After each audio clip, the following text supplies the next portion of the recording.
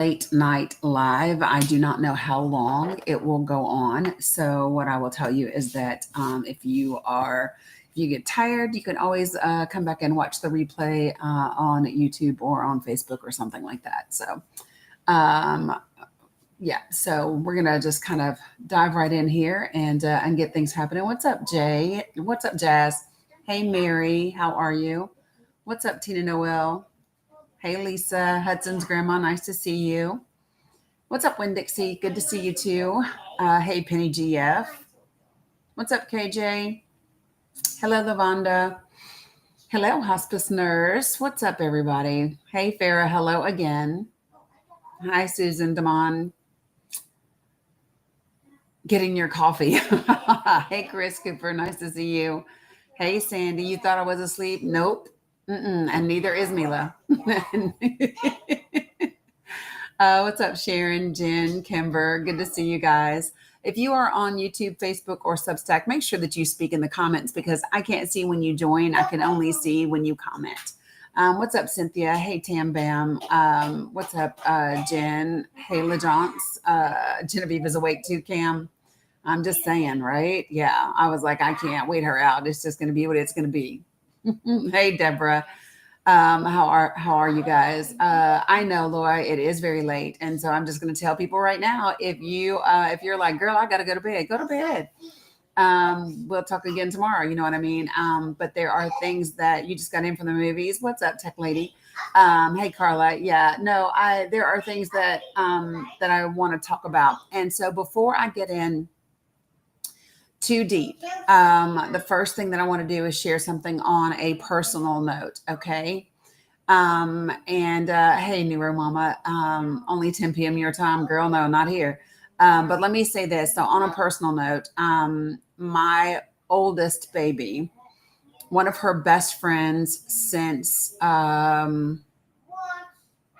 middle school, best friend since middle school, has cancer, and it's a leukemia, and she was in remission. It is now back. She is about 30 years old. She is graduating. She just graduated in school to be a doctor, and Blue Cross Blue Shield. So she still has her student insurance until the end of the month. Blue Cross Blue Shield is she's receiving treatment. She's at Duke, right? And they have a treatment plan for her. Duke Blue Cross Blue Shield is refusing to approve her treatments until she gets another plan after there is one already, Sandy. There is a GoFundMe set up. I will put it in the Discord for you guys. But Blue Cross Blue Shield is refusing to approve the treatment until she gets another insurance plan, even though she has insurance that is good through the end of the month. So I'm going to post some information in Discord and on my socials. I would appreciate you guys retweeting, sharing, applying as much pressure as possible on Blue Cross Blue Shield. Because this is one of the problems with insurance companies and the healthcare industry overall. It is ridiculous that insurance companies can dictate, what people get when doctors know what they need. And of course, because this is, and they've discovered blast cells, and it's in other places this go round. And it's pretty significant. So I will post the information in my Discord.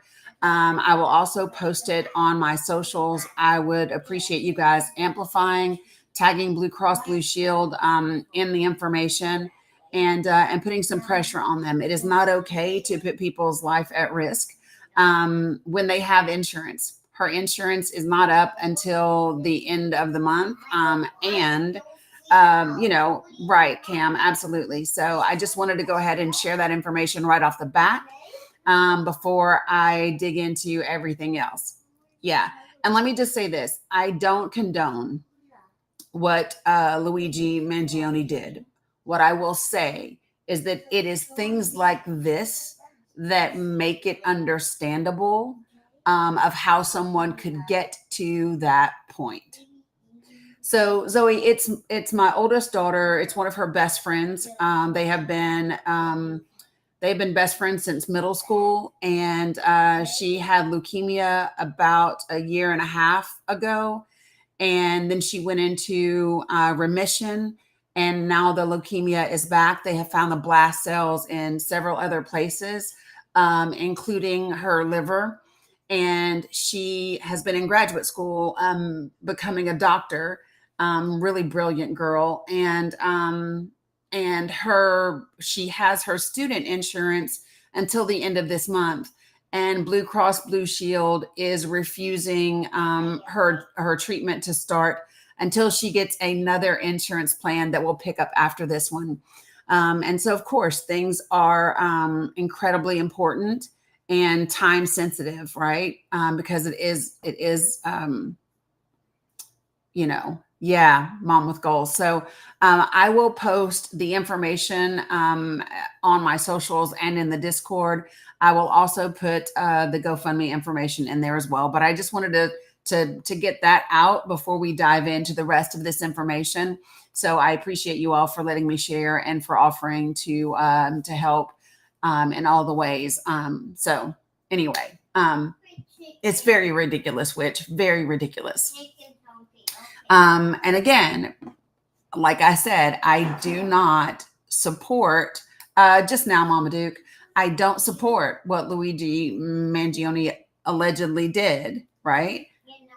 And it is things like this that make it understandable how people get to this place, because of corporations and their desire to make money over the lives of people, and so it's just simply, it's not okay, right? So as you can see tonight, I chose to go with pictures and not words, right? Hey, what's up, Queen Latuti? Yes, correct, Kim Moore, you are correct. So let me share a few things with you about why I want to talk about these people. And so let me just say this. Some of it is going to be, you got to laugh to keep from crying because it's just so damn ridiculous, right? Right, Daniel. Daniel says, don't condone the violence, but I also completely get the energy. Exactly. And that's what I'm saying. That's what I'm saying, right? Yes, they are, Mama Dukes. Yes, they are. You like the pictures, you're visual. I'm visual too. And I'm also a word girl though, but I wanted to put these images up here because it has been a while since we have talked about Kilmar Abrego Garcia. And there have been things that have, appreciate you, Sandy. There have been things that have transpired with his court case. And even yesterday, the judge issued, had a few things to say even yesterday. And so I want to talk about him, and there's a lot to talk about with that. But before I get there, what I thought I would do is before we begin, maybe I should do the heavy first, and then have something lighthearted. So how about this? Can I just start with fuckery first? He has, Sharon. Can I start with fuckery first? Let's do that. So there's been all of this talk about you laughing at me, Edna. I know. Hold on for a second, guys. We've got somebody requesting to come up on the panel. So if you are new to my live, when I bring you up on the panel, do me a favor, put yourself on mute until I can get to you. And if you are new to my live, please put a 1 in the comments for me. If you are new to my live, please put a comment. Please put a 1 in the comments for me. Awesome. Okay, so let me share with you how we do things in this space. All right. So 1, I just ask that everyone be respectful. Yeah, Laura, no, we know better. 2, don't use slurs of any kind. I don't care. I don't care what side of things you sit on, right? We don't use slurs of any kind. I got you, Alex.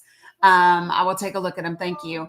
But you will be muted and booted if you use slurs. Number 3, don't spam the comments. If you've got something you want to say it once or twice, but don't repeat the same thing over and over again because it's not beneficial to us.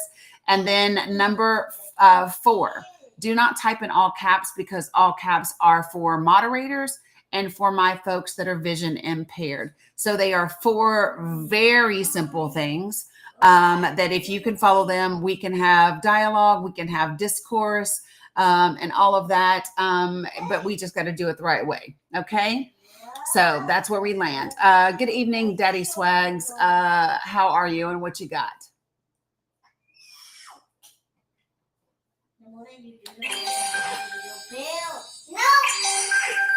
Oh, well, hello. Good evening to you as well. Good evening to you. What you got for me this evening?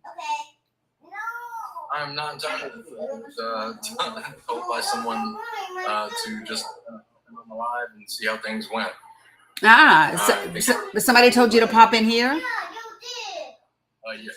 Oh, okay, cool. I'm not familiar with you, so I don't know. Do you normally do lives? Not necessarily. I haven't for a very long time. Mm-hmm. Probably about a year or more. Okay. Since I've been alive. So not entirely new to it, but still not extremely familiar with it. Gotcha. So, yeah, I know. I checked. So I have been going live we're almost at my 1-year anniversary. So I started going live at the end of last July, because my oldest child asked me to. And so we have just been kind of talking about the events of the day as I think that it's, he's the first sergeant. Thank you, Jen. Now I've got context. Perfect. That helps. Okay. Oh, that's not you? No, that's not him, Jen. That's not him, Jen. Okay, so okay. I appreciate the promotion. But you are military. Yes, correct. Yes. So let me ask you this: are you the person that made the post about the 4th of July? I'm the person that made the post about the Big View horrible film. Gotcha. Okay, so and Jeremiah told you to pop in here, yeah? Yes, that's correct. Got it. Okay, so now we have context. So I'm a veteran as well. And Jeremiah popped in here. Guys, how long has it been since Jeremiah came with me in here? Maybe a couple months at this point. But we have a lot of different conversations. You are free to, yes, everybody's like, oh, got it. No, Jeremiah's been here like a month now. At least a month, guys. Stacy, where you been? Yeah, so tonight, we're going to talk about, you see the few things that I got up here. I've got Hegseth up here because I definitely want to talk about what's happening in Yemen, and with the Houthis and the $1 billion that he's just blowing through. Yep. So we're going to talk about that. I've got a clip that I'm going to play here in just a second. And then, yeah, Lisa K. And then we're going to chuckle a little bit when I talk about Linda McMahon. And then we're going to dig into some heavy immigration stuff. Because, I don't like the fact that we are now approaching almost 10,000 military folks that are down at the border now. Yeah, that should not be a thing. We have, and for those of you guys who are, hey, girls, not so loud. Bella, don't push your sister. And Mila, don't fake cry. Thank you. Grandbabies. Okay, so, but then we also have some court papers that I want to talk about. I got it, Sandy. And I want to talk about the attempt to dissolve 3 federal agencies that are meant to do oversight. That was actually like they got a budget from Congress. So they have a temporary injunction while that court case is ongoing. And we're going to talk about the organizations that brought that lawsuit. So here's what I'll say, Daddy Swag. You are more than welcome to hang out right where you are. Chime in whenever you would like to. Or if you want me to drop you off the panel and you just hang out in the comments, you let me know whatever you want to do. I'm game. Sure thing. Yeah, sounds good. Okay. Well, considering I am still active, I'm going to have to choose my words pretty damn carefully. But, yes. Yeah, I'm game. Okay, perfect. Yeah. I was gonna say, yep. If you're active, you definitely have to choose it carefully. Thank God I don't. Nice. Yeah, but somebody said they saw some of your posts and they had to follow you. So love that. My hope, it's a tight spot for folks that are still active duty. Because while we're supposed to know that you don't have to follow unlawful orders, it is it's a tough spot to be in when you're being told to do things. So anyway, does he know I'm a veteran? Yeah, Cam, I said it. Sorry. Yeah, Cam, he knows I'm a veteran. I told him. Yeah. So you Army too? I am, yes. Okay. Yes, Cool. Yeah, Judo, Guido, I'm up late. I sure am. Okay, so we're gonna start with, I said we were gonna start with fuckery first. So we're gonna go to Pete Hegseth, folks. And y'all know that TikTok doesn't like it when I show you guys the videos. So I'm not going to, but I am gonna show the videos over here on Substack, YouTube, and Facebook, right? Because the amazing, incredible, and fantastic Tammy Duckworth had a few things to say. Where's my other browser at? Did I minimize it? They know I also have 50,000 browsers up with like 30 tabs at all times. But she had some words for Pete, and with regard to the Houthis, with regard to the money that he's blowing through. And so we're going to talk about all of that. Yep. I love her too. So here we go. I'm going to turn this up and let you guys hear this. Let me share my screen over here. And then we're going to discuss afterwards. Do they still try to come for you when you reuse such order? Refuse, you mean? Yeah. Yeah, Daniel, I hear you on that note, but we're going to get into that in just a second. All right. So folks, here we go. 1, 2, 3. Thank you, Mr. Chairman. In response to my colleague from Oklahoma, I believe the Secretary of Defense has just responded last week and admitted that the $1 billion mission that he led against the Houthis, who do not have a navy, has not restored the transit of U.S. flag commercial vessels through the Red Sea, and in fact has resulted in the loss of 2 F-18 Hornets to the tune of $60 million apiece, as well as, I believe the last count was 7 Reaper drones to the tune of another $200 million. You are blowing through money like my fellow cadets and I did in our first Liberty after basic camp. Luckily, I didn't end up with a questionable tattoo. Your failures, Mr. Secretary, since you've taken office has been staggering. You sent classified operational information over Signal to chest thump in front of your wife, who, by the way, has no security clearance, risking service member lives in the process. You blew the $1 billion fight against the Houthis, whom, again, as my colleague says, has no navy, and yet you lost all of those aircraft. You've created such a hostile command environment that no one wants to serve as your chief of staff or work with you in other senior DoD leadership roles. But what we should all be talking about more than all of this is that you have an unjustified, un-American misuse of the military in American cities, pulling resources and attention away from core missions to the detriment of the country, the war fighters, and yes, the war fighting that you claim to love. I don't know if this is because you are too inexperienced and incompetent to understand the real threats facing our country, or if it's because you are just an unqualified yes man who can't tell the president how to keep Americans safe. You are focusing on renaming bases for Confederate generals. You said just now to Senator King that to a man and to a woman, we would rather be associated with the old Confederate names. Well, I am one of those women. I served at Fort Rucker, Alabama, a base that was named for a traitor who took arms against the United States of America, led troops who killed Americans. It was renamed for Mike Novosel, a Medal of Honor recipient who, in his citation for the Medal of Honor, includes that he saved 29 American lives, to include hovering backwards in a helicopter towards an enemy bunker where a wounded American was laying and saved that person, including after being taken fire himself. I know a little something about what it takes to fly a helicopter when you've been hit by enemy fire. That was heroic. I'd rather be associated with Mike Novosel than a failed Confederate traitor. I don't know whether you are inexperienced or too incompetent, but I wonder when you will actually focus on our nation's warfighting mission.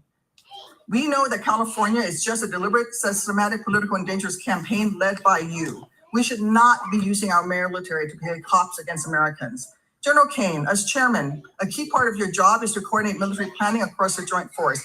Is the department currently incorporating into any military plans expanding the use of the reserve forces to include the National Guard or active duty troops to support domestic law enforcement, including in other locations in the United States?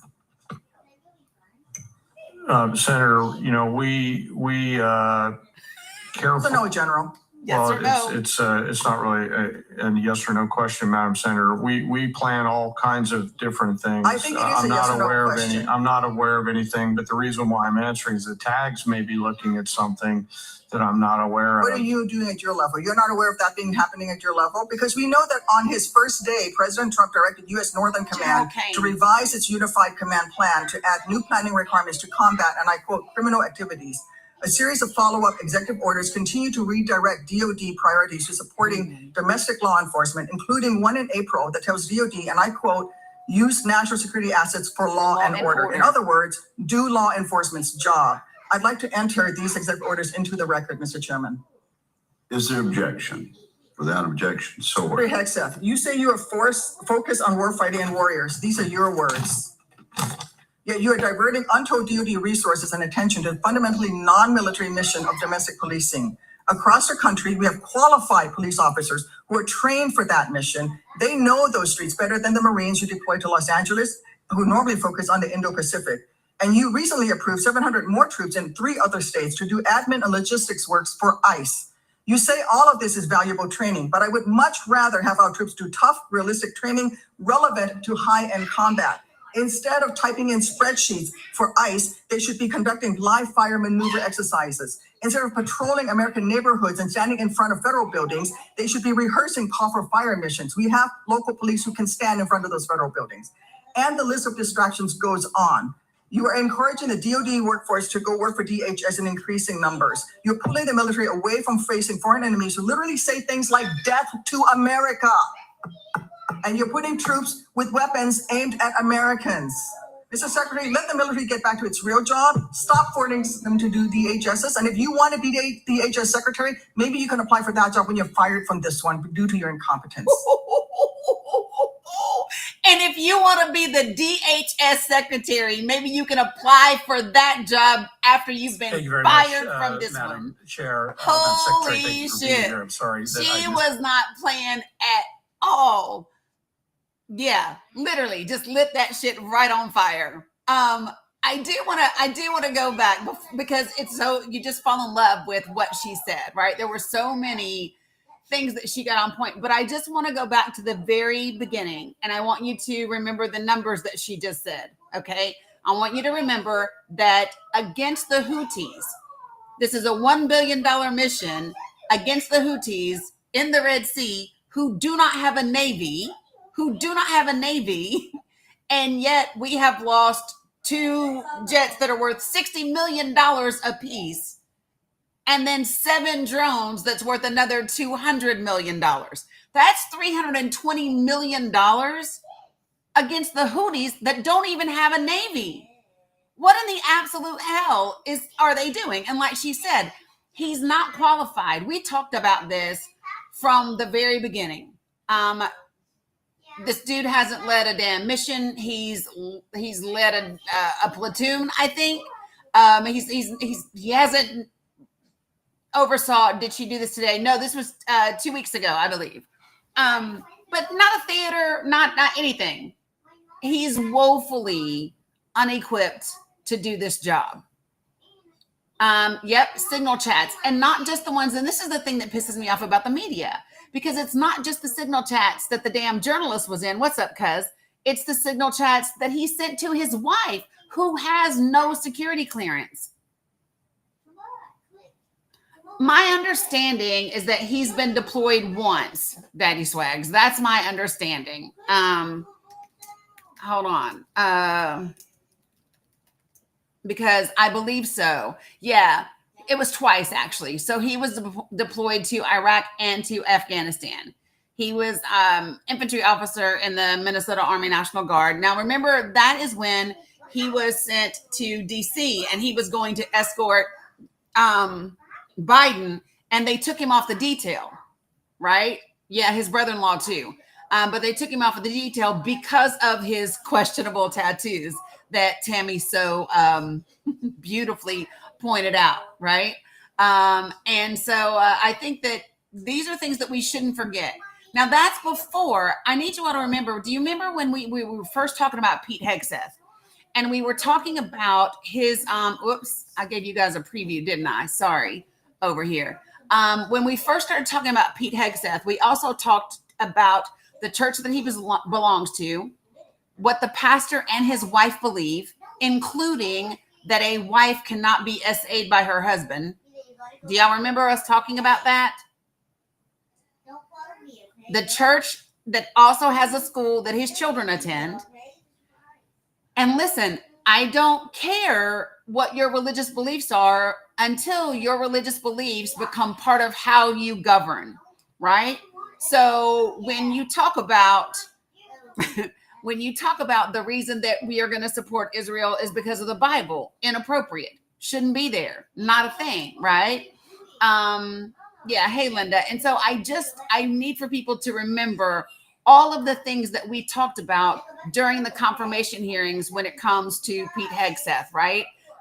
If you need a recap, go back to my podcast. The podcast is The Danny Cook Show, and I believe it's like one of the first few episodes. It's called Jenny and Jesus. That's the name of that podcast episode. If you need a recap about Pete Hegseth, that's the one for you to go listen to. Jenny and Jesus, okay? Yes, Jenny and Jesus. Yeah, it shouldn't be there at all, Pastor Mitchell, at all. And so I said it earlier. Did you just tag Diana Harshbarger? Please let her ass join, Zeke. I would happily talk to her. But you know she ain't gonna talk to me. They all run, which is fine, but just saying.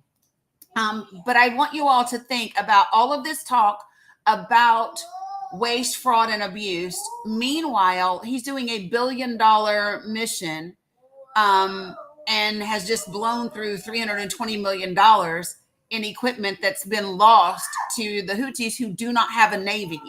Meanwhile, we are fast approaching 10,000 Marines, 10,000 military people that have their boots on the ground in the United States of America. Folks, that should not be a thing. And people have to stop pretending like it's normal. Absolutely. Go, Daddy Swags. I do not. Okay, I'm gonna try as hard as I can to choose my words carefully here. I do not understand the concept, first of all, of that a head of an executive branch that, number one, does not abide by the Hatch Act, right? Yep. And number two, clearly has no regard, even though he may have served, has no regard for OPSEC. That to me is the most critical point of the entire career so far.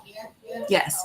Right? Yeah. And to know that he has that disregard, and to know that he has those partisan, extremely explicit partisan values, is automatically disqualified.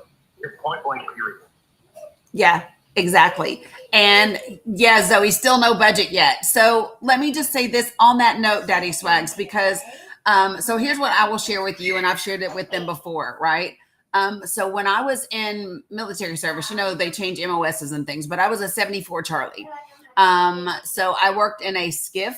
My security clearance was TSSCI, right? So I worked in the facility where documents like the one that Donald Trump had laying beside the toilet should have been kept. Right. So when I saw what happened with Signal I was like, guys, you don't understand. Like, if that were me, I would have no security clearance. I would have my ass. I'd be court-martialed. I'd be in serious trouble, right? Girls, not so loud. Literally anyone else, yes, that would have been the exact outcome. Yeah, that would have been it. Court-martialed, stripped of your security clearance, absolutely nothing. And then they let the Walt guy be the guy that took the fall for everything. But he's not the Secretary of Defense, right? It was Pete Hegseth that shared classified information and then lied to Congress and said it wasn't classified, knowing good and damn well it was. Tulsi Gabbard too, right? Which, by the way, have you noticed she's conspicuously quiet right now? Has anyone noticed that? Because she is pissed about us joining in with the whole thing with Iran. Let me ask you this question: did you see? No. Because you all were quiet until I started working. I'm not doing that tonight. I can call mommy and you can go to mommy's house. I ain't doing that. Yeah. So did you see the video? And it was professionally done that Tulsi Gabbard put out right before everything went off in Iran. Did you see it? I don't believe I did. Okay, so you can go to her Facebook and you can watch it. But she specifically talks about having, hey, what's up, Jeff? Having visited, where did she visit, y'all? Chernobyl? No. Where did she visit? She visited somewhere. And she was talking about the devastation that comes from these types of, Gabbard's Facebook. It's on her Facebook. Let me see if I can pull it up real quick, because I played it for everybody when she said it, but she specifically talks about we need to rein in these actions. Hold on, let me see what she says. Hold on. I was going to say, unfortunately, unfortunately or fortunately, I'm not on Facebook anymore. I deleted that a while ago. Yeah. That nonsense. If I wasn't, it's part of this. You know what I mean? Here, love. Here. There, little girl, go. Okay, so here it is. It's a 3-minute video. I'm gonna turn it up so you guys can hear it, so that you can hear what she has to say. And it was Hiroshima that she visited. And so she talks about it. When she gets to the end of this video, I want you to listen to what she says, because this is right before everything went down with us backing Israel and Iran. Okay, so here we go. All right. I recently visited Hiroshima in Japan and stood at the epicenter of a city that remains scarred by the unimaginable horror caused by a single nuclear bomb dropped in 1945, 80 years ago.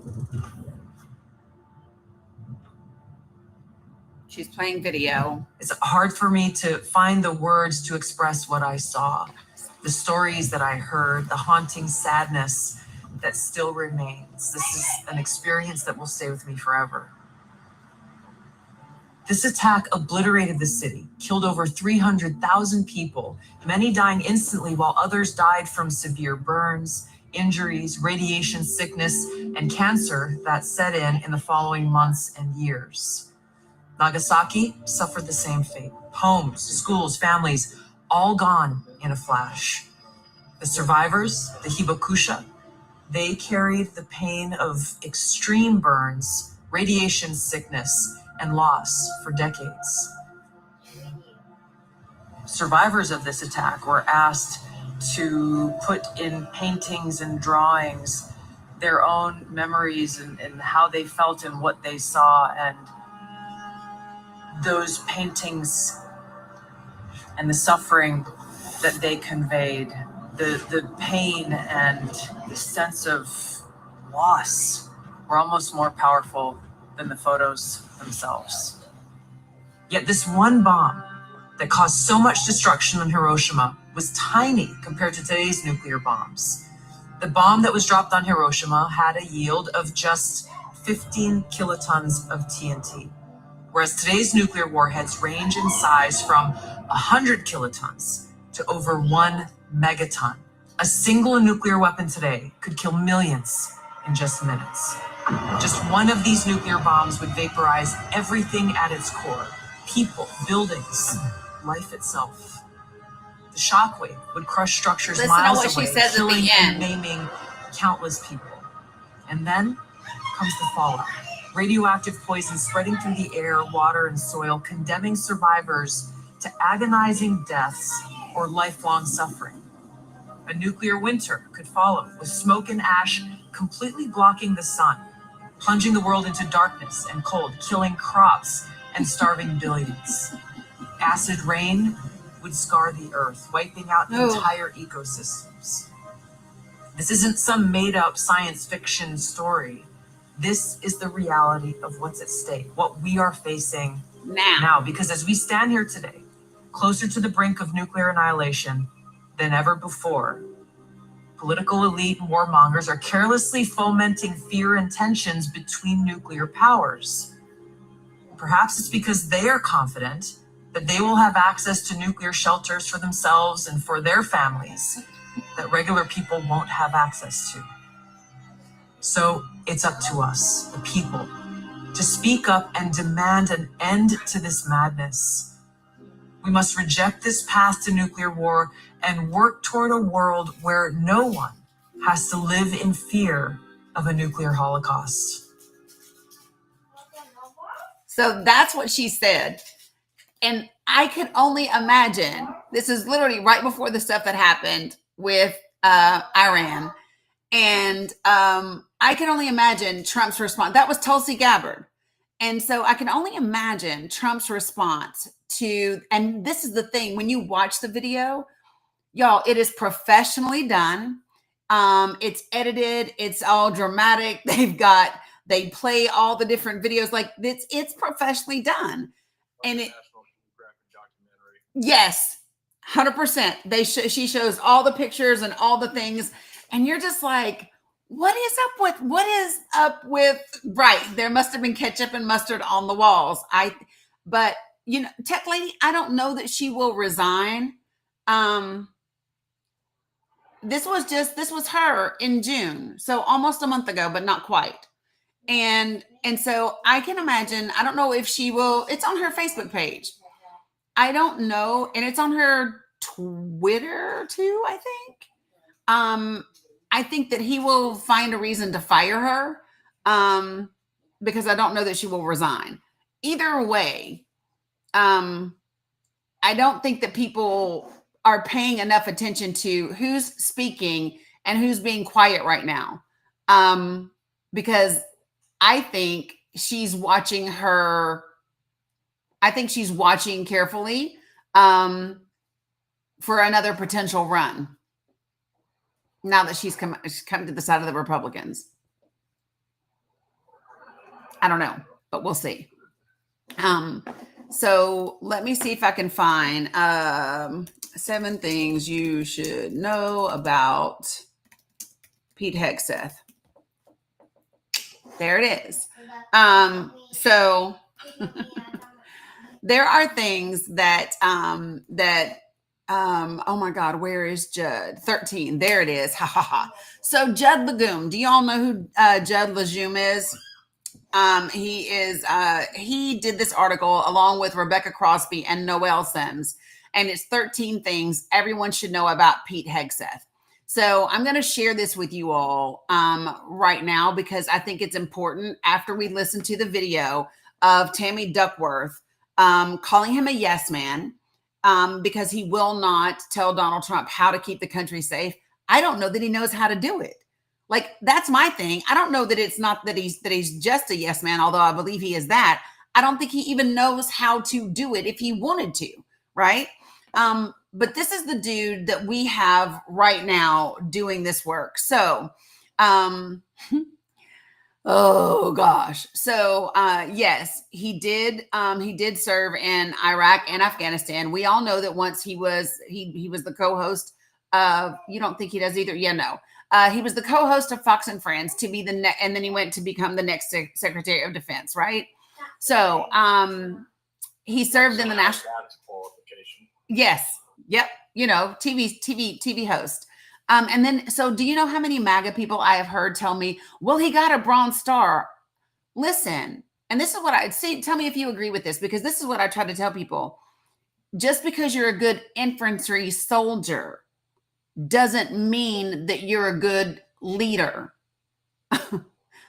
Or a good person. or a good person, right? Like, just because you're good at conflict or you're good at, you know, whatever, doesn't mean that you can lead. It doesn't mean that you can manage a platoon. It doesn't mean that you can, it just doesn't mean those things. It doesn't equate to that. And Right. even then, like people who have served before, I mean, we know that you have to be put in for awards like that. You have to be recommended for awards like that. And at some point, somebody along the way, especially back in the day, may or may not have, fudged the record a little bit so you could get something like that. And that's the other thing that people don't understand. I will tell you this. So what, if you guys can't hear Daddy Swagwell, so what he just said is, you get put in for these types of awards. And so it's quite possible that someone, did a little something to make sure that he could get it. You know what I mean? Because it definitely has happened. It's the same way that I look at BB putting Trump up for a damn Nobel Peace Prize. I don't know how many of these sideline people he's going to have try to nominate him, right? But it's that kind of thing. All right, so check this out. So just so that you all know, I love this. So even he was also in the National Guard, but check this out, okay? He had the largest organization prior to becoming the Secretary of Defense, which has over 2.6 million employees and a budget of over $840 billion, okay?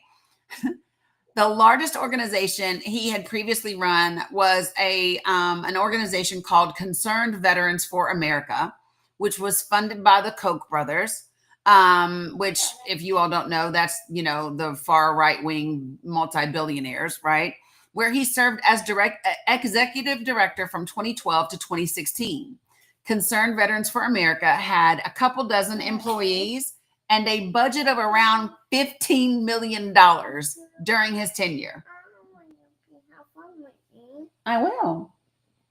After I finish this, of course. So I want you to follow me. He went from $840 billion of a budget to manage from 15 million. I need for y'all to grasp that. Okay. In that role, he hired his younger brother. Sound familiar? Because he's got his younger brother working at the Pentagon now. Does everyone know that? Is that the gardener that was appointed a position? Nope. Hold on a second. Pete Hegseth, brother, Pentagon. So his younger brother is it's liaison and senior advisor. Yep. Liaison and senior advisor. Yes. So, I mean, it's pretty much tracking, right? He was at Concerned Veterans for America and hired his baby brother. And now he's the Secretary of Defense and did the same thing. Yep. I would say made up job title. But I mean, he's got good insurance, hell of a lot better than, many, many people. Right. So, when he hired his younger brother, he had just graduated college and got him to a well-compensated media relations position at the Concerned Veterans for America. He then Hegseth founded a small PAC in his native Minnesota to support conservative candidates. It managed to raise about $15,000 over several years, and 1/3 of the raised funds were, quote, spent on 2 Christmas parties and reimbursements to Hegseth. Because of course. Because of course. All right. I don't even care. So, even Steve Bannon was like, He's kind of a madman, never run a big organization. You know, things that I never thought would be on my bingo card is me agreeing with Steve Bannon. But it's been like a couple times this year about Hegseth, about the damn plane, about Elon. Like there's been a couple of times. So check this out. These are the 13 things. Hegseth says that women should not be in combat roles. He said, quote, I'm straight up just saying we should not have women in combat roles.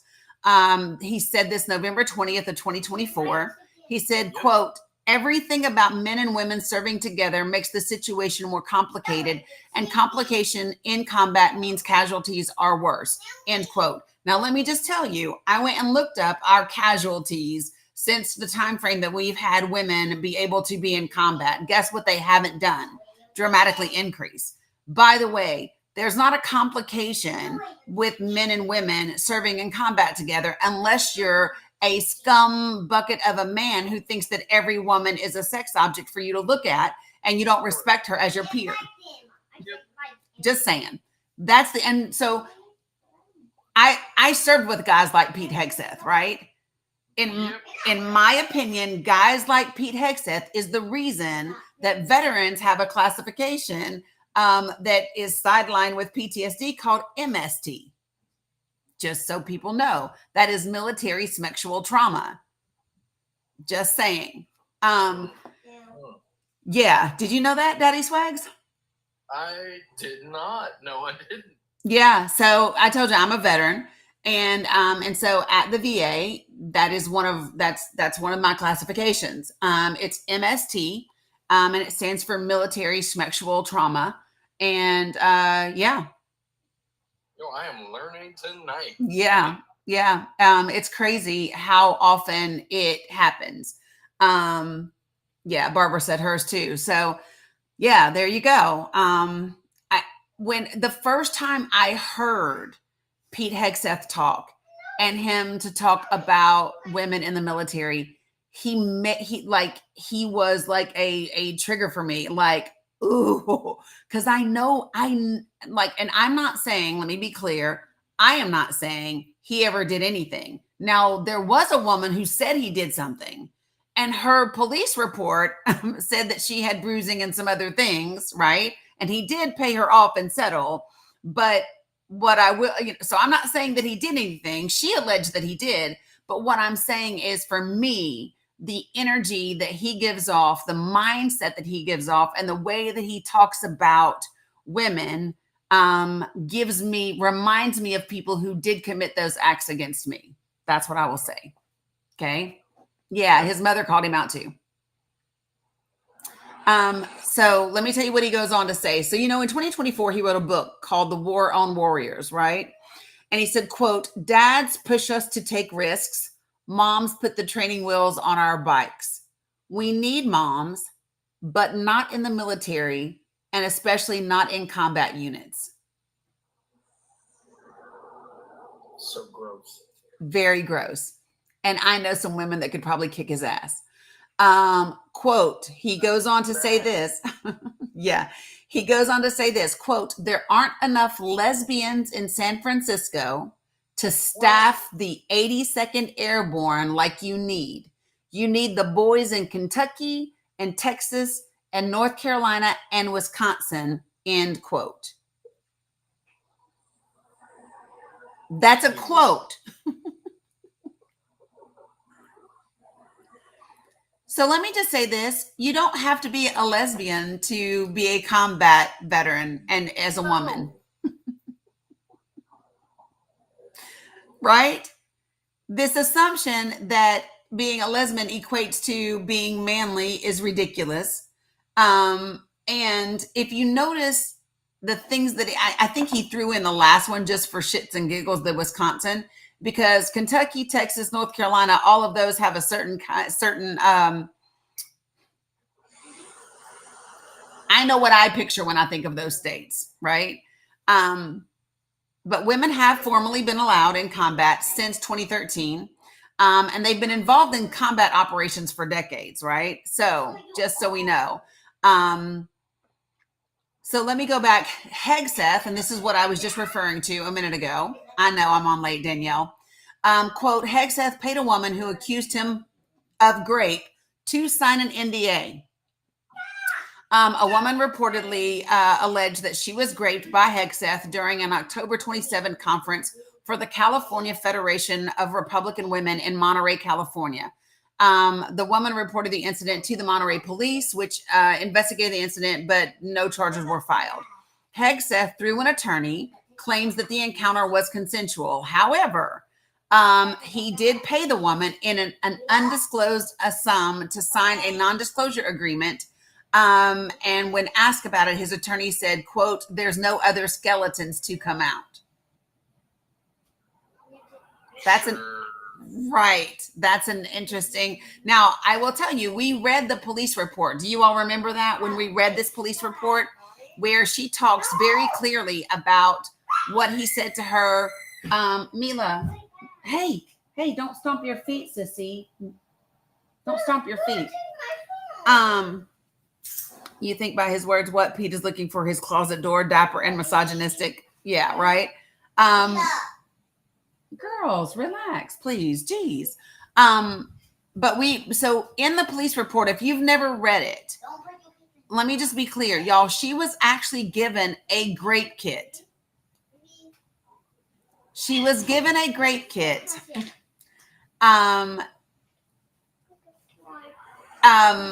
A friend of the woman wrote a 4-page memo to the Trump transition team detailing the incident and suggested that the woman was not fully conscious when she was with him. According to the memo, the woman, quote, there goes my cat, didn't remember anything until she was in Hegseth's hotel room and then stumbling to find her hotel room. And then she then went to an emergency room where she received a grape examination that was, quote unquote, positive for semen. Yeah. Hegseth's lawyer said that Hegseth was, quote unquote, visibly intoxicated at the time of the incident. And according to the lawyer, the alleged victim had, quote unquote, been the aggressor. Victim blaming and shaming much. Hey, I see you over there, Alexander. Right. Shout out to the cat. Thanks, Zeke. All right. So next, this is the part that gets really interesting. So Pete Hegseth used to run the right-wing student newspaper for Princeton when he was there. Did you all know that? He was the publisher of the Princeton Tory when he was at Princeton in 2002. Get this. In the 2002 edition of the publication, okay, and it was flagged for popular information by Will Davis of ARC Initiatives, Hegseth published a column that claimed having intercourse with an unconscious woman was not grape. The columnist claimed that grape required both the failure to consent and, quote unquote, duress. So if you are passed out, you cannot experience, quote unquote, duress. I don't know if you. Why? I wonder why. Why? Yeah. And again, so these are the things I want to point these things. I went over this before. I know we go over a lot of stuff in here, but this is absolutely something. And so you might say, well, he didn't write the article. No, but he published it. He published it. Yeah. And so that for me says a lot because I'm not going to publish something that is, that's like that. Okay. But yeah, so this was something that happened there. Now, check this out. This is the part that I love, how they all find Jesus. Well, because it wasn't a paper that was the college. Like it was just an independent, it was an organization. So Princeton can't stop them from having free speech. They're allowed to say their opinion on that. So Princeton is not going to say you don't get to have an opinion and you can't share that opinion in your paper, right? They can't do that. But for me, what it says is it is free speech, Katerina. It is. It might be disgusting speech. It might be horrible, horrendous speech. It might be sexist, misogynistic. It might be hateful. It might be all of that. and it's free speech. Free speech is not only the speech that we are comfortable with or that we like, right? I mean, I think people need to really go ahead. I apologize. I'm sorry. No, you're good. I was saying, yeah, free speech means free speech. You can say whatever the hell you like as long as it is not causing direct harm to anyone else or yourself. That's what it is. That's free speech. Yep. Now, what I tell people often is that doesn't mean that you're free from consequence of that speech. Exactly. You're free to say it. That doesn't mean, no, it's not calling for harm. What that person said is, I don't believe that it is that. I don't believe that it is that because you can't meet the legal definition. And so what this person was saying, so there was a mandatory orientation program. That's what this article was about, right? And it revolved entirely around whether an instance of intercourse constituted rape. And it was portrayed in a skit, right? And this person said that in their home state, the legal definition said that not only did it have to have a failure to consent, but that it also needed to have duress. And he was of the opinion that if you are unconscious, you can't experience duress. Well, my point is you can experience the duress once you're conscious again. You know what I mean? So anyway, I just want everybody to understand this is what it is. So next about Hegseth, and this part, I'm just going to be honest, I don't really care. I don't care that he's a philanderer. I don't care that he commits infidelity, that he has babies with one person while he's still married to another person. The only thing that I care about within that regard is because this was all occurring at the same time that the girl in LA made the allegations about SA, and he had to have a lawyer and get her to sign an NDA. The reason I care about that, and Daddy Swags, you can back me up on this, is that type of behavior makes you susceptible to blackmail. It makes you a security risk. And that's the part that's a concern. 1000%. Yes. Yeah. I was going to mention, there's so much that is problematic about all of that, especially given the fact that, veteran, it's every single, not every single article, but there's just so much that is just a blatant violation of the articles that you see in J and all these other things. So it astounds me that position is, God, I'm trying so hard. I know. Yeah. Yeah, I know. I'm getting that though, right? I do. I know exactly what you're getting at. Like, so for those of you all who don't get it, the military is very, gosh, y'all, listen, even the UCMJ was like, listen, you can't even commit adultery in the military. Like, you could be like, that's actually an issue. That's a problem. And it's not a personal problem. It's a real problem. And so when you have somebody who is now the Secretary of Defense and, oh, thanks, Katarina. When you have somebody who is the Secretary of Defense and their values and their opinions, and their thoughts, not only in their personal life, but in their professional life, right, don't align with the very codes in which he's supposed to have served under, and now lead people who are also serving under, that's a problem, right? Because those things do trickle down. The attitude at the top trickles down all the way, and so that's a problem. Just trying to put it nicely. Linda, what's Schaefer dude saying? Did I miss something? Because I didn't see him. Linda, good luck. You need new topics. Good luck with what, bro? That's just weird. Like you just sound very strange, Schaefer dude. Like, who comes into a live and goes, good luck, you need new topics? okay, good luck. Go to another live. Like, it's just strange, bro. But anyway, here we go. Right. Very odd. Very odd.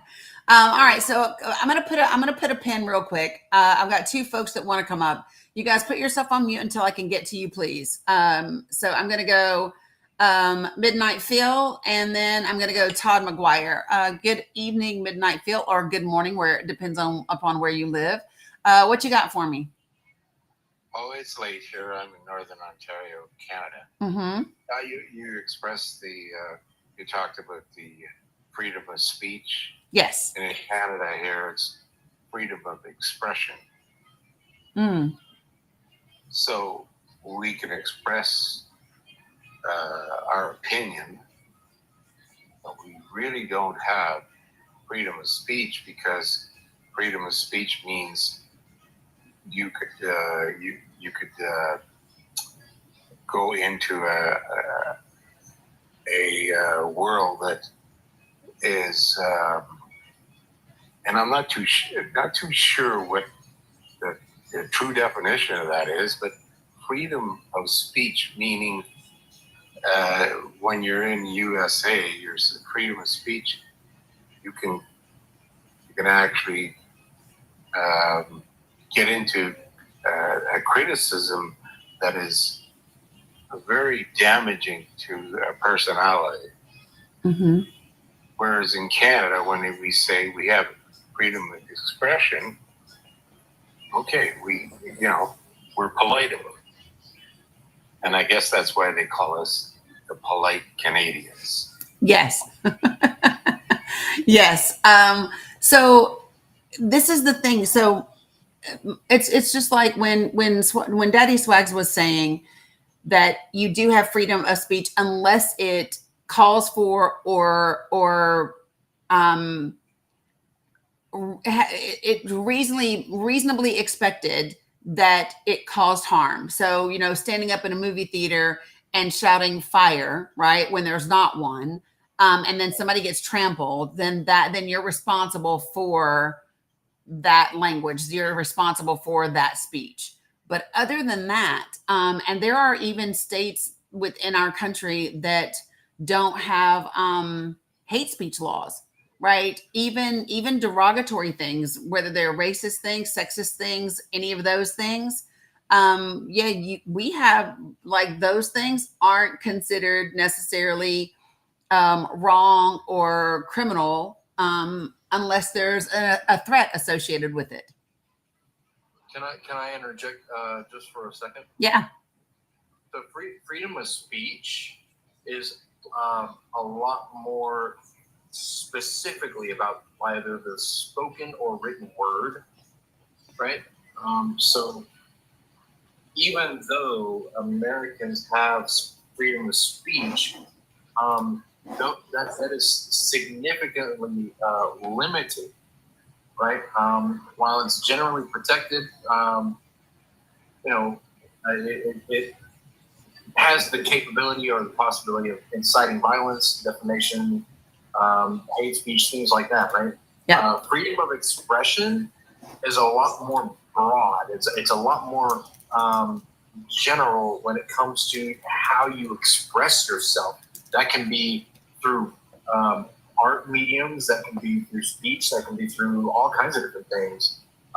So in that context, I feel like Canada's just got it made when it comes to, being able to be a little bit more free when it comes to what you say and what you do in terms of how you want to express your opinions about certain things. Right, 100%. Why is it you're not getting away? So why is it with the current administration they're arresting people for things they say? Yes. Yeah, and because they don't have the legal grounds to do that, and so then they end up going to court, and then so in my opinion, what I believe is that the administration is trying to get away with as much as they possibly can because they know that the court system naturally moves slow, and at the rate that they are going, they could overwhelm the courts. And then that just buys them more time to get away with as much as they possibly can before they are halted. Yeah, that's a fascist. Yes, that's exactly what that is. You got it. Yeah, you got it 100%. And this is where it's going to be interesting to see. My stance is we have to protect our federal judges because they are pretty much going to be our checks and balances. Yeah, but the Supreme Court has already ruled that your federal judges don't have the authority. No. So what they ruled is that a federal judge can't do a universal injunction that applies to the entire country. But the way to get around that is you simply need to have a class action, which I don't know if anybody else follows the court cases, but I do. And there have been, I told you all the day that this happened, that the ACLU was already ready, that they were all there. They already had court cases. So I'll give you, is this the one? Hold on. I have two of them. So I want to make sure that this is the one that I have up. Yeah. So AFL-CIO, which if you all don't know, that's AFL-CIO is the union that all the other unions belong to. Did you guys know that? No. Okay, so AFL-CIO, UAW belongs to them. The IBEW belongs to them. So all of the unions, AFL-CIO is the union for unions. And so what's recently happened in court is there's a court case that's been ongoing since February where the AFL-CIO has sued the Department of Labor, right? And let's see, there was just something that was updated on it on the 27th, right? Give me 1 second. People are asking me to update my gifting goals. So I'm doing that real quick. Okay, cool.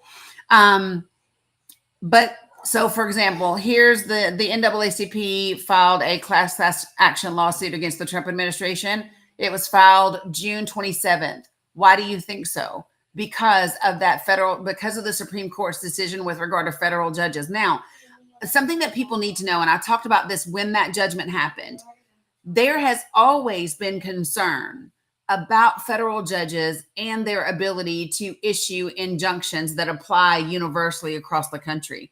That's not a new argument.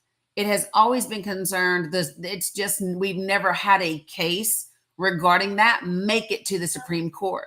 So this was a case that brought it there, and that's why we got the decision. But this is something that the judicial system has talked about for a really long time. Okay.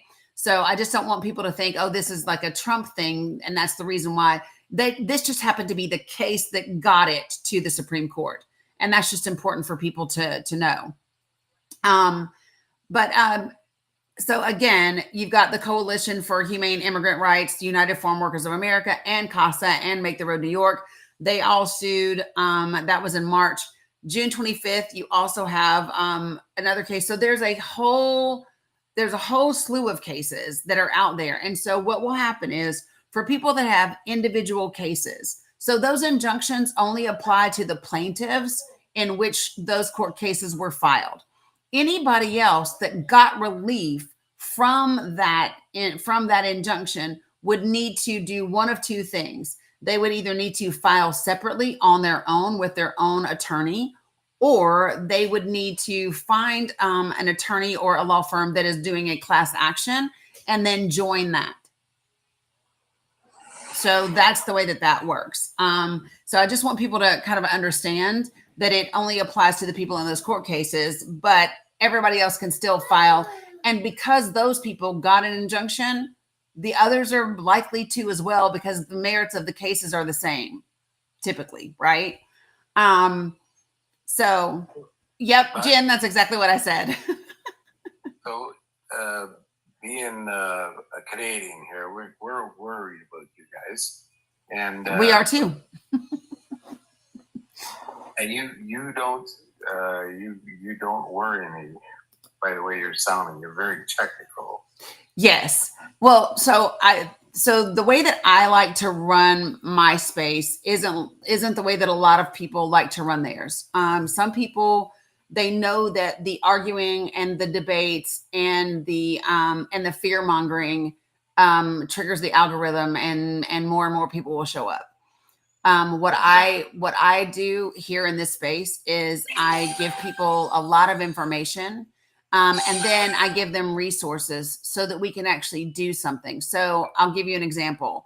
If you go to my profile, whether you're watching me on YouTube or Facebook or TikTok, whatever, in my profile you will see a link for my link tree. That link tree is very extensive. And it has information that I've been going over with people since prior to the election, since July 28th of last year. And so you'll see like one immigration, I'll show you, like there's a link on there that says political material resources, right? Here's what that looks like when you click that link. If they call it my link forest, shut up, y'all, don't make fun of me. But here's why. The problem with most people, and this is what I truly believe, because I want you all to think about this, okay? Donald Trump has been campaigning in this country for over a decade, right? He's been campaigning for over a decade. And he only beat Kamala Harris by 1.4%, and she only campaigned for 107 days. If you have been campaigning for 10 years and all you win by is 1.4%, I wouldn't be bragging about it. As a matter of fact, more people didn't participate in the election than voted for either of them. He got 77 million votes. She got 75 point something million votes, and 80 million people didn't even participate. So the majority of the country doesn't back what he's doing. The challenge is that he has several different components of his base. So here's what I'll tell you. So you have a particular group of people that support Donald Trump because they're racist. Then you have another group of people that support Donald Trump because they're classist and they only care about money and power and greed.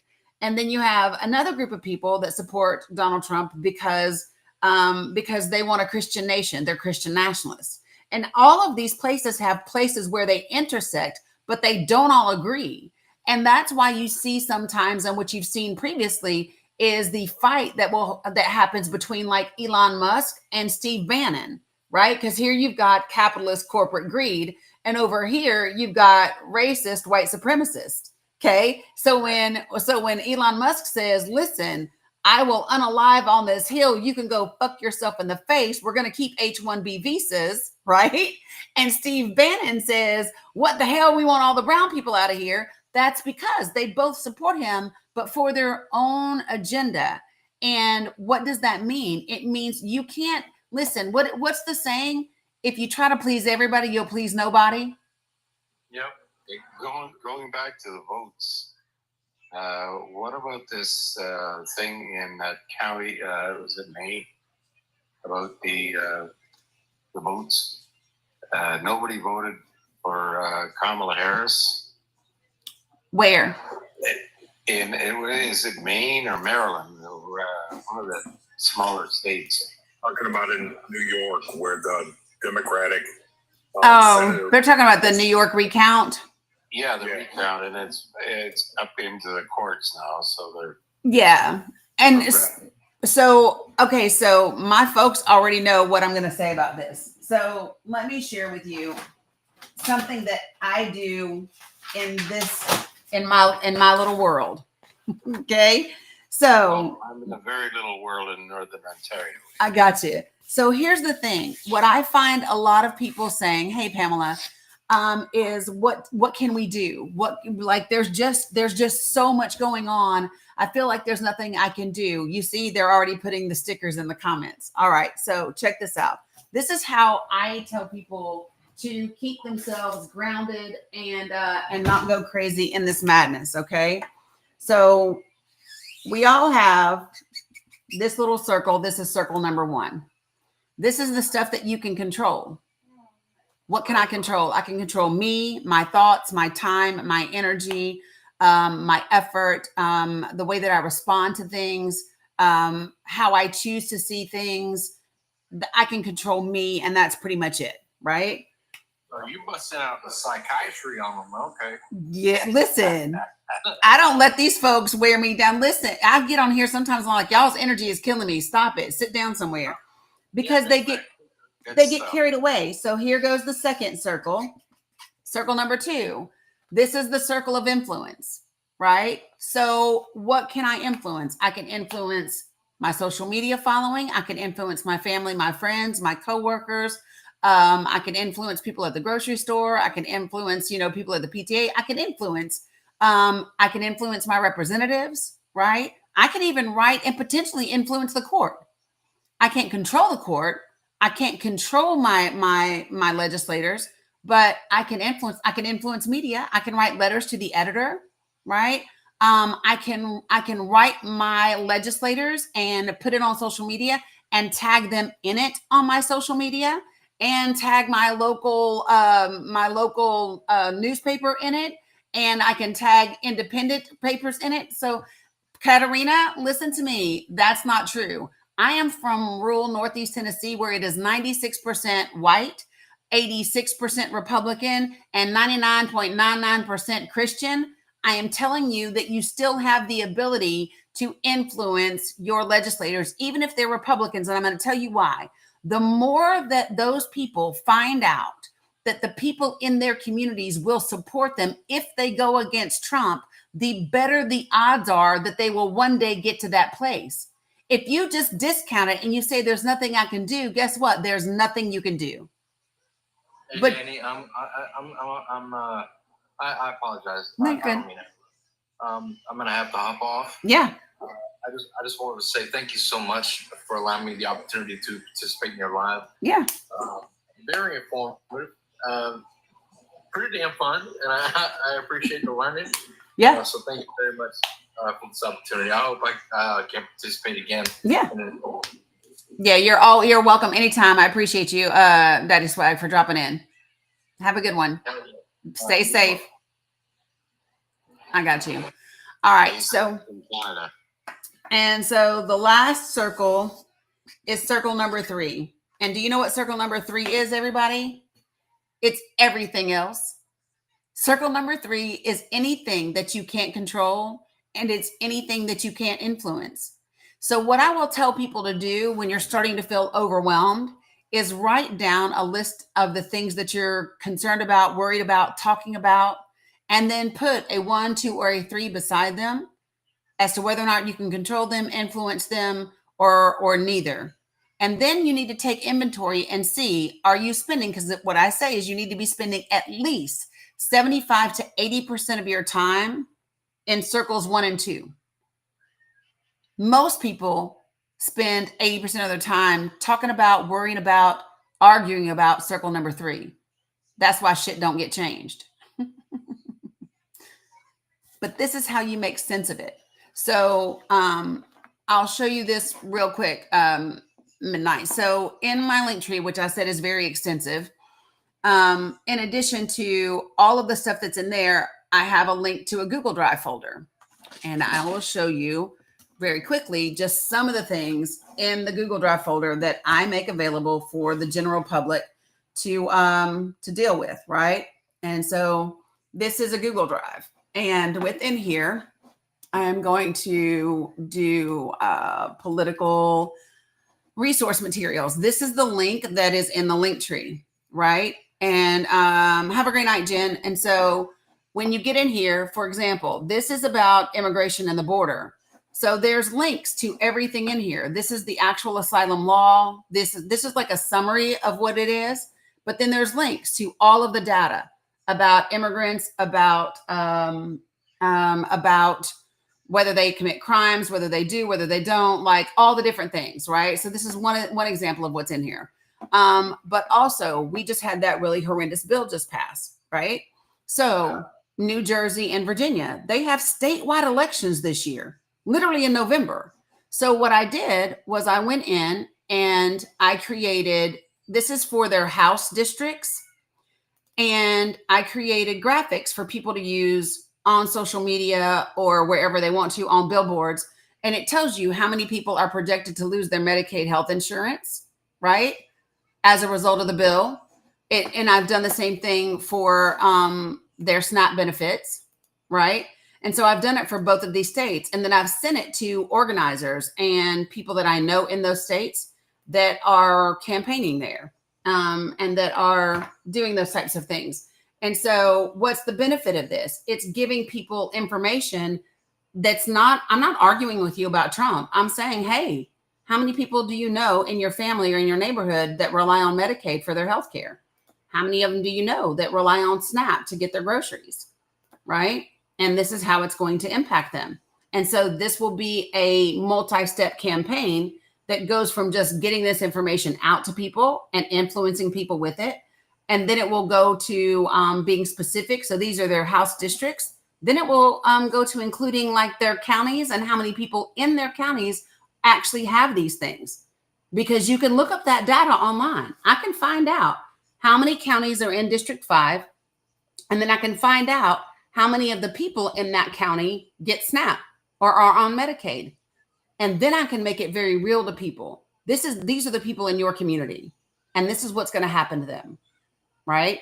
So this is some of the stuff that we do. Good night, Alex, no problem. So yeah, for me, I don't have time to sit around and be worried or be scared because I'm focused on ways to combat what's happening. I'm staying informed, but not overwhelmed. I'm staying in the present moment. I'm not projecting into the future. And then I'm helping as many people as I can stay grounded and be able to focus on and put their energy somewhere that really matters, right?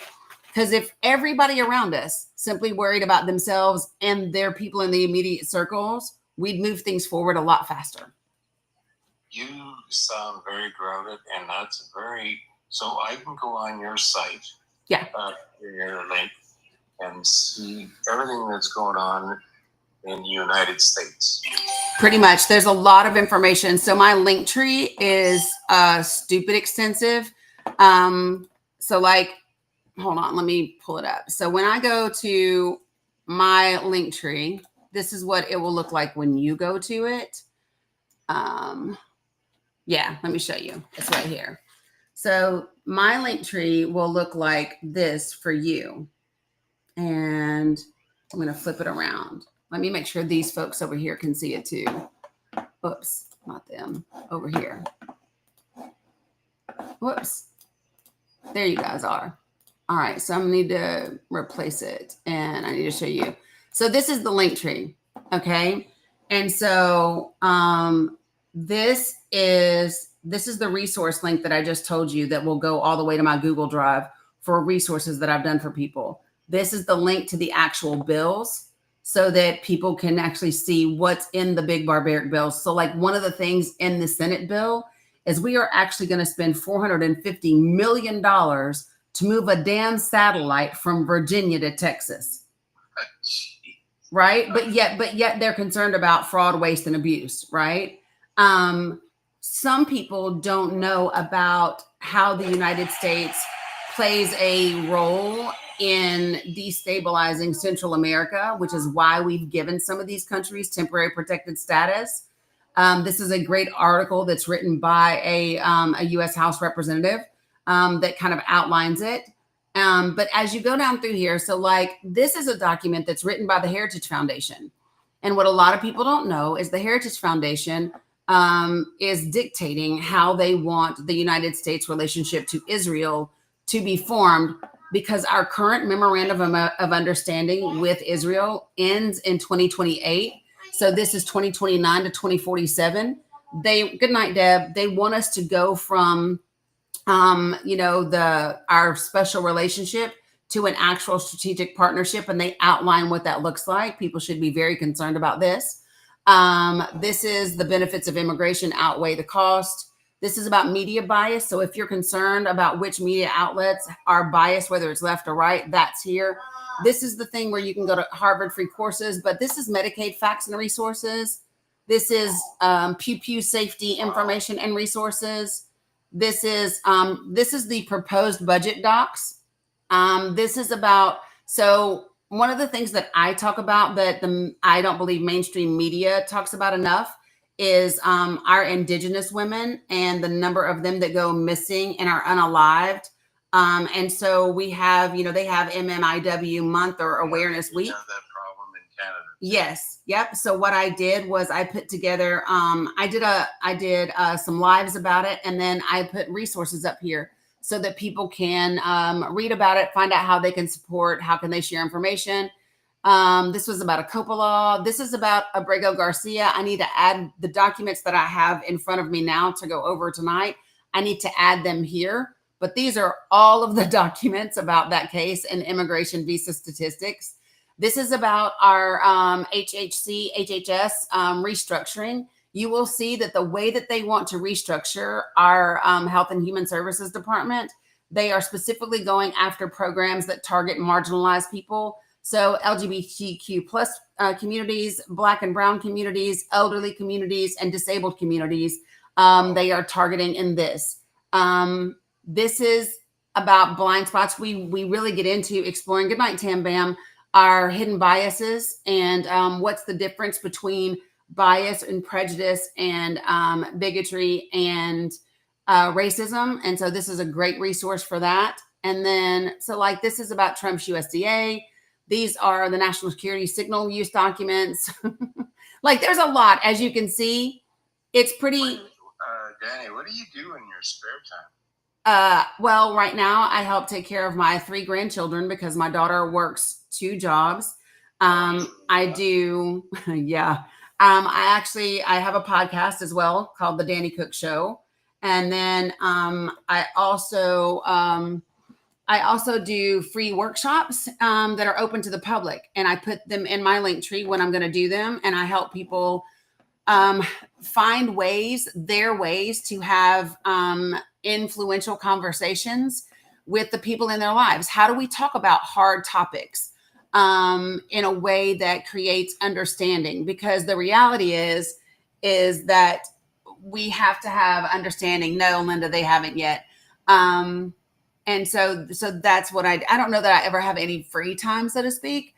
But we need somebody like you. I've got a couple of the people I follow on TikTok that have, they got a lot of information like you do, but I've never seen anything like you have there.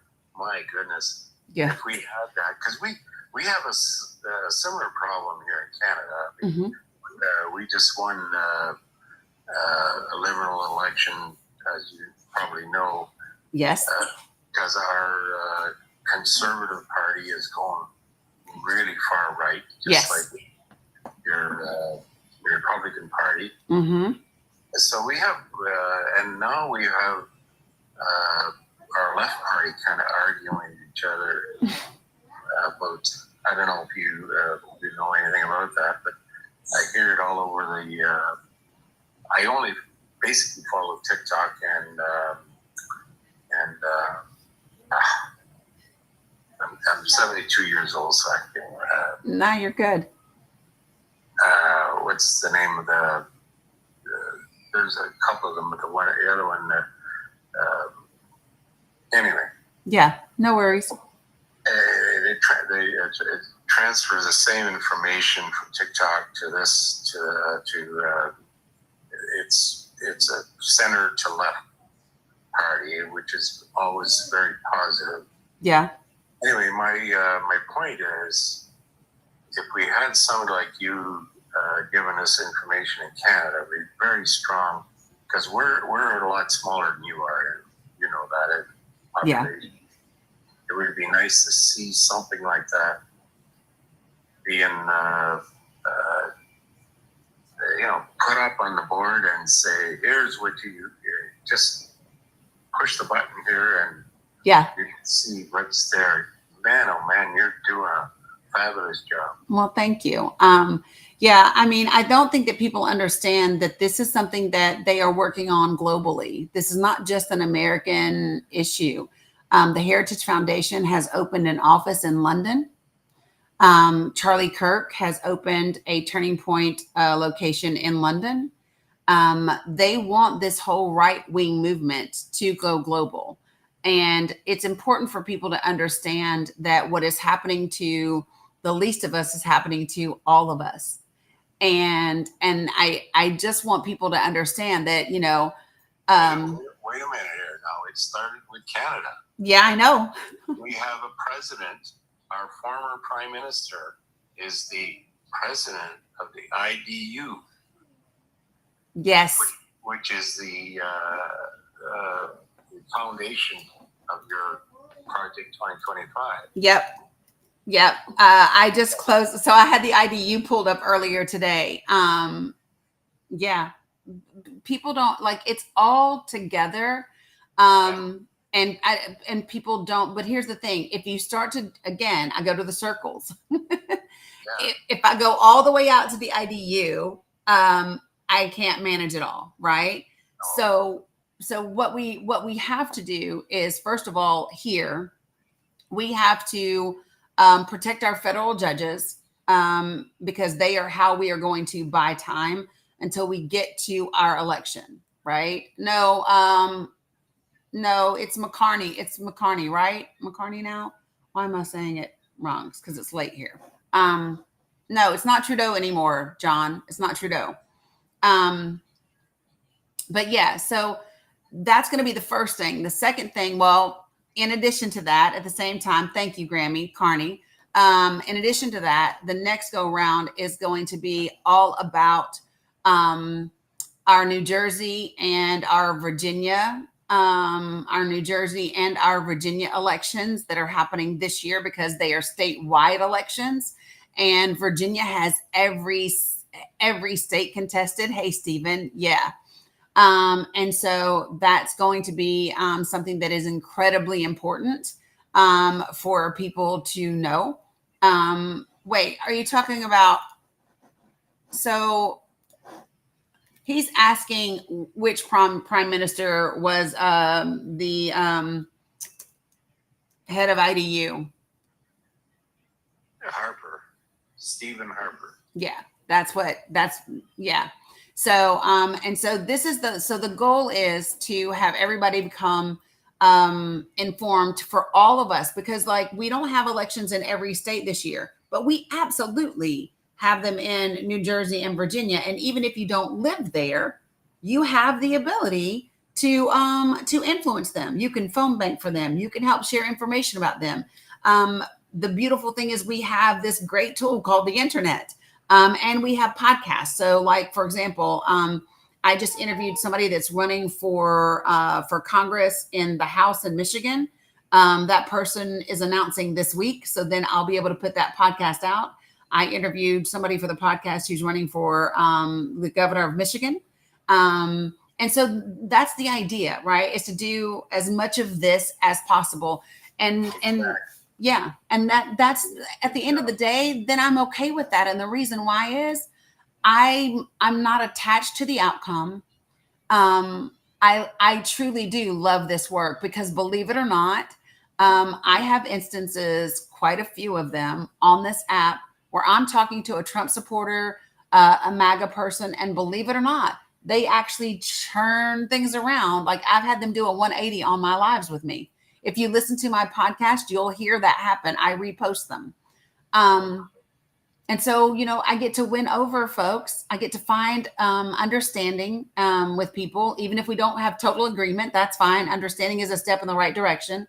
And then I get to inform and equip people on how we can right this ship before it goes too far south. Yeah, well, we in Canada, well, you probably know about the freedom fighters where they shut down Ottawa for 3 weeks, and then we called what do you call it? Where the government shut down everything, and I had to get them out. Yeah. We called them freedom fighters, and I've got neighbors that are really nice people at my cottage, and but they're freedom fighters. I call them freedom fighters. Yeah. We Listen, have a good time. So you just have to know how to try and get them on your, not try and get them on your side. That's the wrong word, but you just gotta say, okay, what are you fighting for? Yep. What's the outcome? Yep. Yeah, what are we all trying to create together? And Yeah, and that's find the a biggest common ground. thing. Yeah, find common ground. Yeah, because we're not in we're in the same country here, and we have a vote. They just seem to want to. I don't know what they want. Conspiracies are they're drawn into conspiracies. Yep. They want to correct the government. But so this is the thing that I tell people about people like that. Number one, there are always going to be some of them. But number two, I think that people who say things like, "Oh, it's already too far, and you're never going to be able to do anything," and blah blah blah blah blah blah blah, whatever, right? Or we're in the end times, and it's going to be this way until Jesus comes back. All of those things. For me, what that is that is an excuse to not have to be responsible for your actions, right? If I say that the powers that be are bigger and there's nothing that we can ever do, then that can excuse my lack of effort to talk to my neighbors and to find understanding and to get common ground. And that's what happens with a lot of people. Is they just bow out and they sit back. And so we can't afford to do that. And so what I know more than I know anything else is, I say this all the time. Number one, people do not care how much you know until they know how much you care.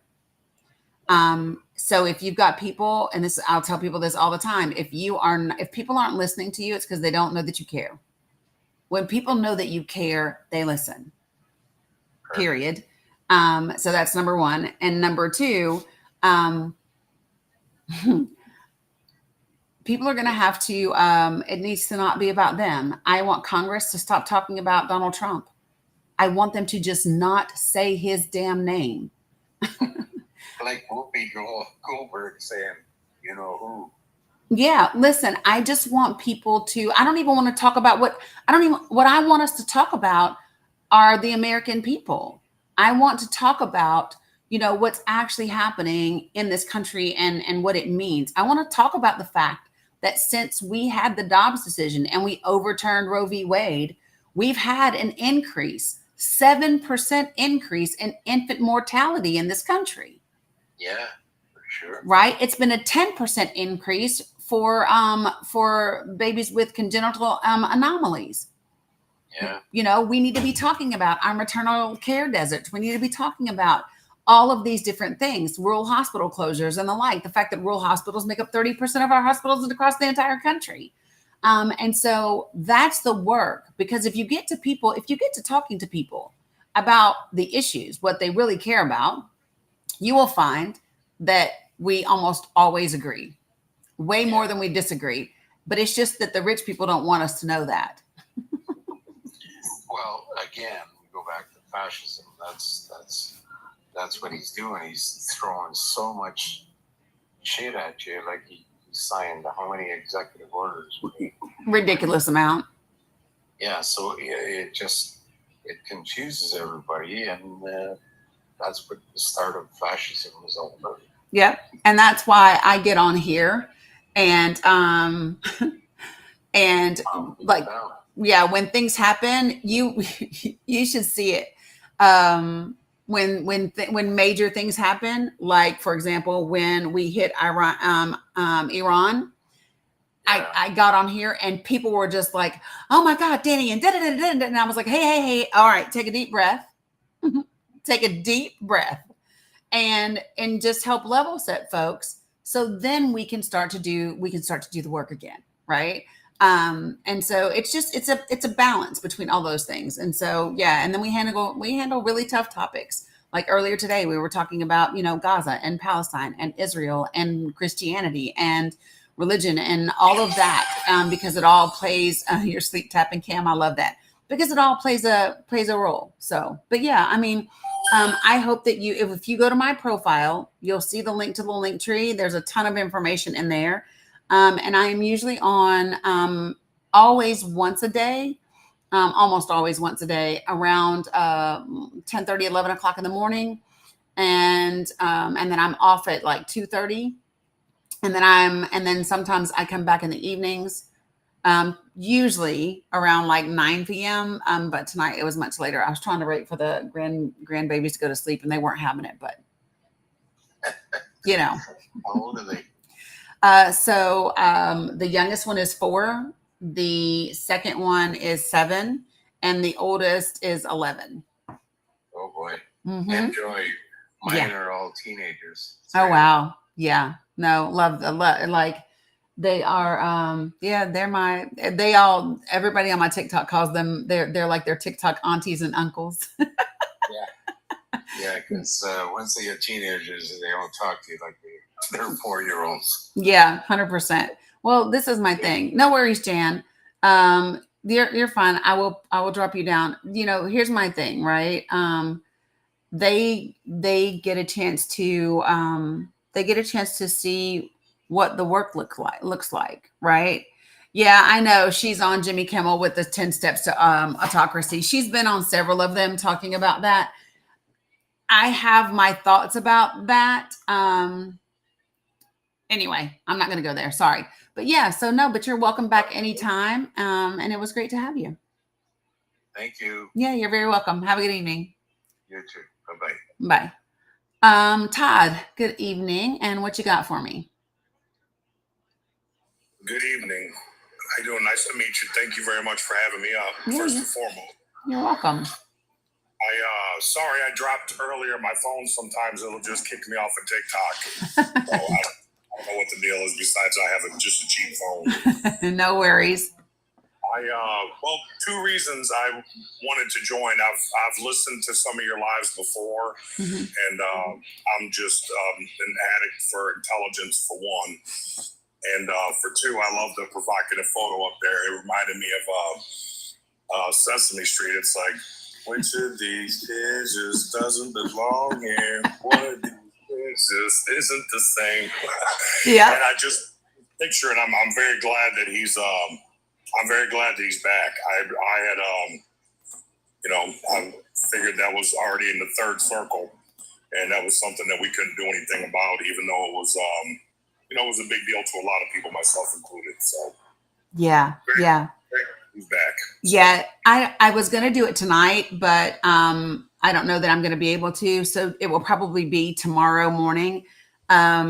I'm going to be going over, this is the latest court filing from his attorneys, where they detail the things that he endured at CCOT.